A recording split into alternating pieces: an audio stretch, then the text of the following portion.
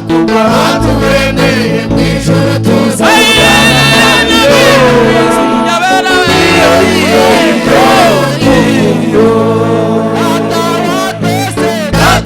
twese bakubwa kubwa tubeneye mwijuru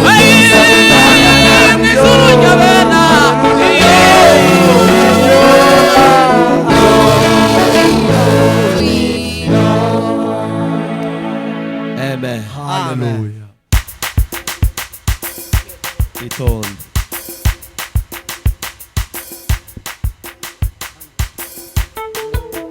Hallelujah.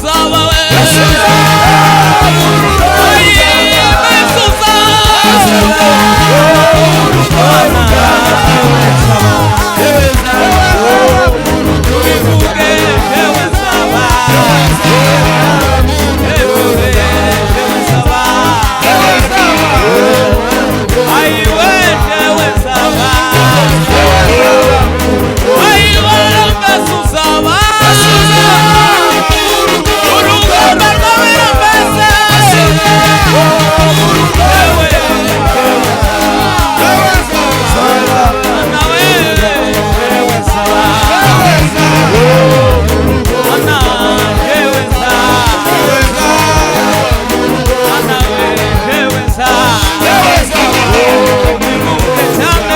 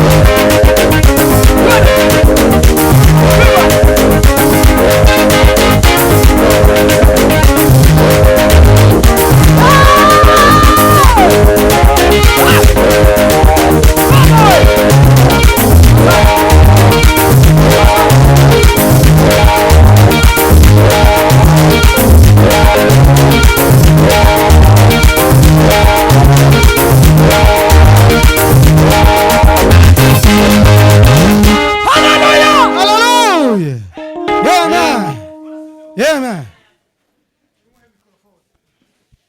Imana ishimwe ko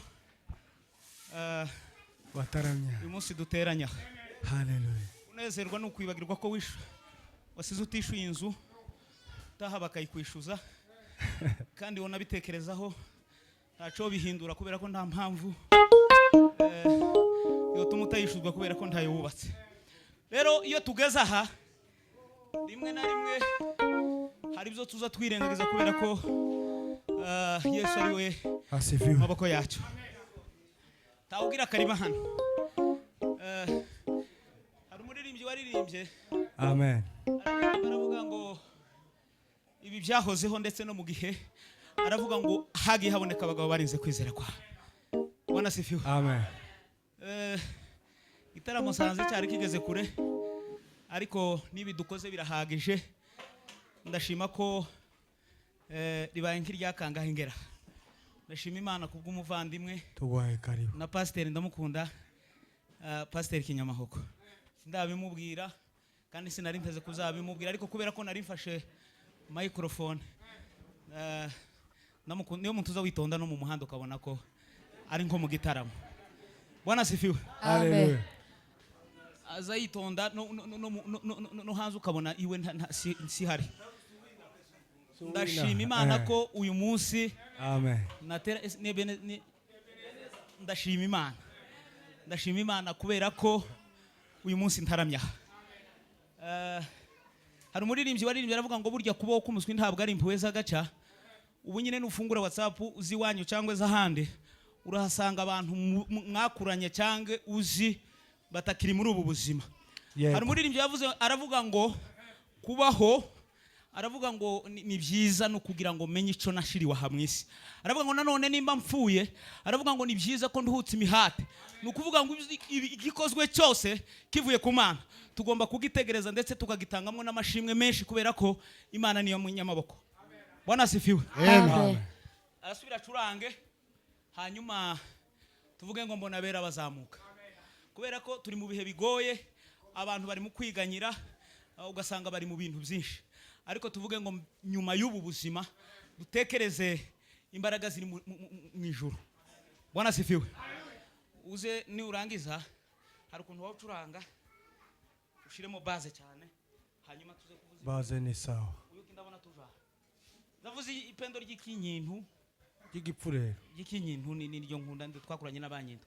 Hanyuma bamuhezere ya pendo pasteur nawe afatira indi hanyuma uze kudushirira mu kurya nayo kumubwira. Narushe ndacuranga mu kanwa kugira ngo umve. Hanyuma curanga witonze tuvuge ngo nje numva impanda ivuga isiratigita abantu bagira ubwoba. Aravuga ngo ngiye gutega amatwi numva induru z'abantu batamenye byaza umusaruro imbaraga bari bahawe zo kuba hano mwisi. Aravuga ngo bagenda baririmba bafite amahoro bo. Ariko ngo abatarabizajije umusaruro ngo bari bafite agahinda. Baravuze ngo iyo mbimenya. Ariko haracari igihe. Muri byarenze aravuga ngo igorigota haracariho. Wo hari igihe umuntu azagira ikimenyetso cy'umuntu uri mu bunebwe umutima umubesha ko akiriho. Ariko iyo umuntu ari mu bubyutse uzusohoka witeguye kuko mwahurira na nyiri buzima. Ariko iyo uri mu isi neza ubunebwe bumaze kuko uzupanga imishinga yo mu wundi mwaka bwakimana ikagutoreraho. Reka tureke kurondogora